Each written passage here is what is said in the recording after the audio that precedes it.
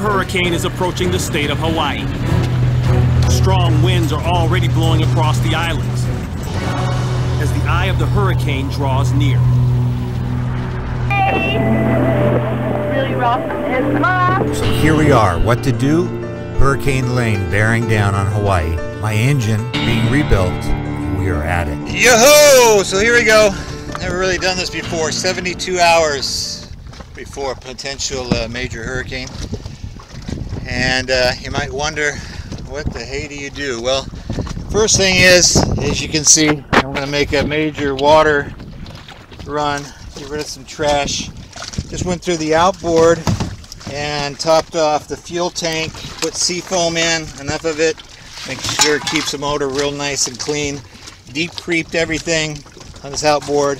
There'll come a point with the wind wave action you cannot maintain anything in storm conditions.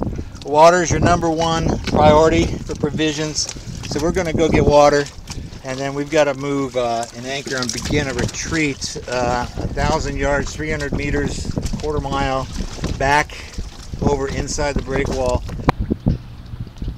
Okay, so I just filled up a barrel with water. It's fresh water run through filters on board. Most important thing to have is water. Water supply gets cut off, but you can't live. You give me sea salt, give me lemons and lime, baking soda, water, honey. I can mix up concoctions that can last for a long time. This is inside the harbor. As the hurricane does come around the big island, it'll blow right in this harbor. It'll wipe out all these boats, this entire place.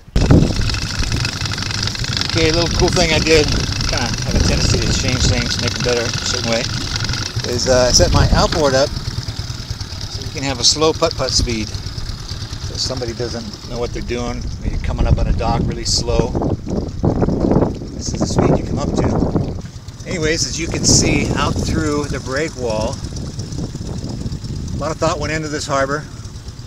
The least likely natural disaster to happen is for a major hurricane to come into the basin, or the channels of Hawaii to the south, and then pick off whoever it wants to.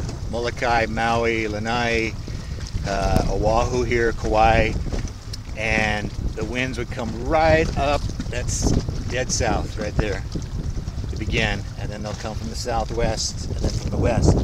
If a hurricane comes in over the top, the north side of the islands, then the winds are coming from the north. You have a lot of protection from the mountains until eventually it comes around and you get hit with the northwest. But it's a lot easier to sustain a hurricane when it comes up on the top side. Plus the waters are cooler and the hurricane quickly loses power and fades off into a tropical storm, and the mountains tend to just break it up into blobs. So now we'll come up to regular speed. Get the agua back, get that pumped on board. We're trying to be opportunistic about the wind. My vessel weighs about 25 tons. It's heavy.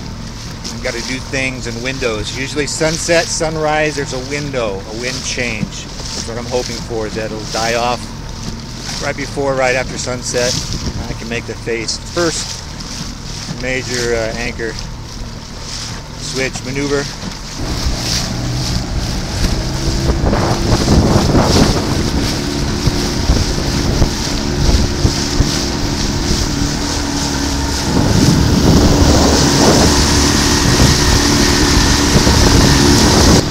I'm also doing is giving my outboard another good run-in test before the stormy weather. Kind of going through everything. It all holds up.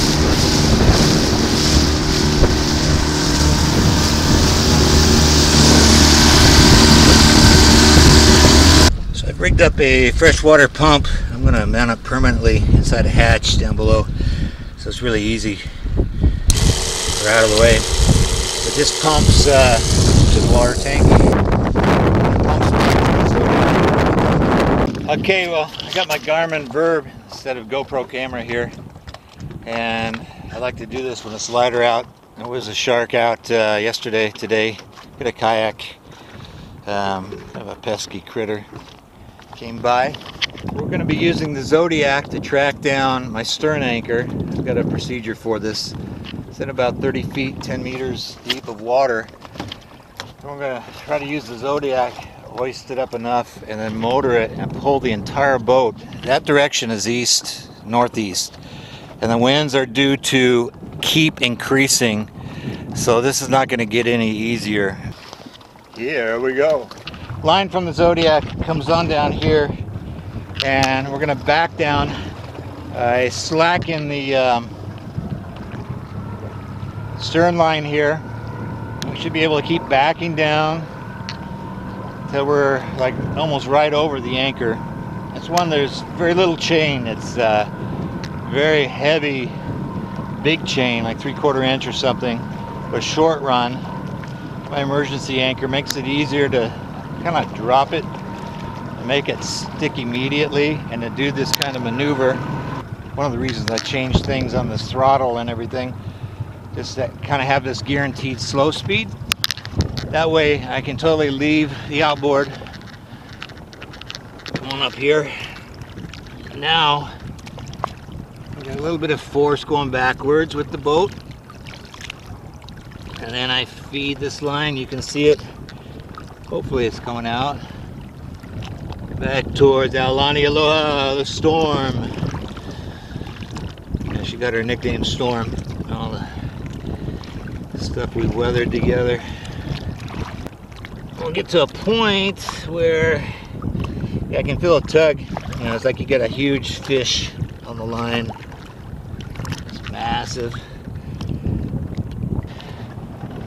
First objective is backing down on the anchor just to get it so it no longer has a bite.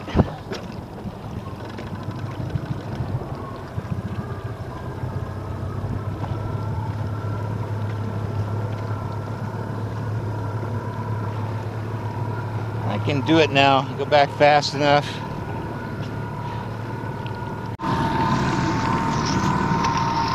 Okay, I think this is working now. Got the anchor secured up front. Kind of a tough go because we're in deep water. It's going to get more shallow. So I'll have to go back up to the front, pull up more line.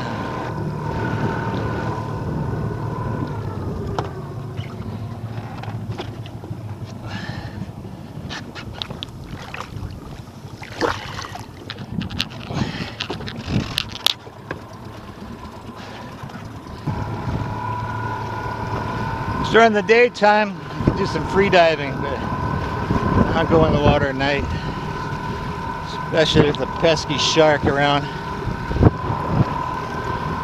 There's about 220 feet of line, plus the chain on here.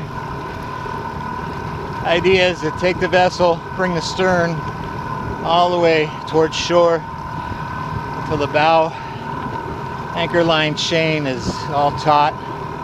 Anyway, starting to turn the vessel.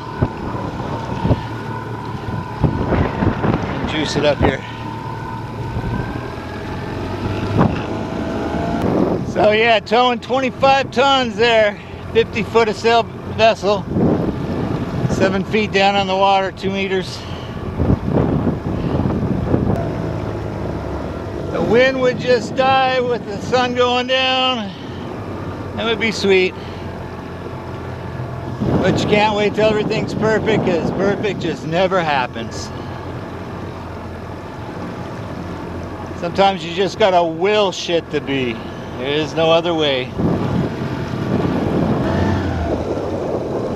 I've been using Mark's reference points off the Heiau and the hill at Miley to make sure that I am making headway. You see the bay that we're headed for and the break wall we're gonna try to hide behind. Everything down there, that's where if the hurricane comes around the Big Island, it's gonna lash this side with winds coming right over the low hills out there, the point out there. The further in I can get, the safer I am from the wind. But the further in, I'm way more exposed to surf and swell. Hence, eventually, I gotta get behind this break wall to get protection from the surf and the swell. There's shallows over here on the reef you want to avoid. There's shallows over there.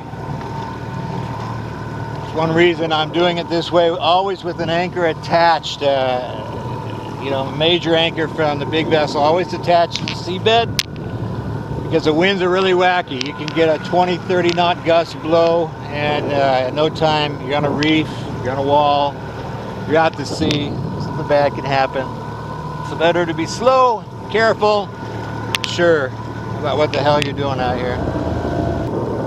So once again, I'm looking at my lineups. I'm using different coconut trees down to a little crevice. Kind of mark my progress here.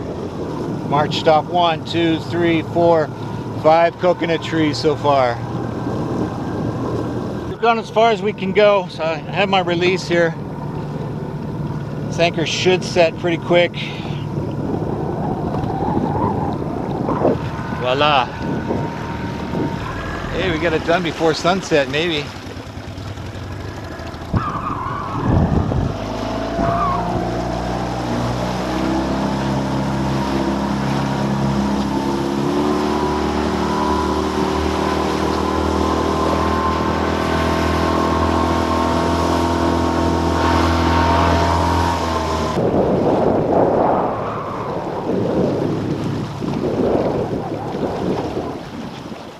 So up here we have a third anchor being prepped, being used in the operation, CQR. Added some chain, a lot of line. So tomorrow, next day, we'll work in a third anchor, sunset.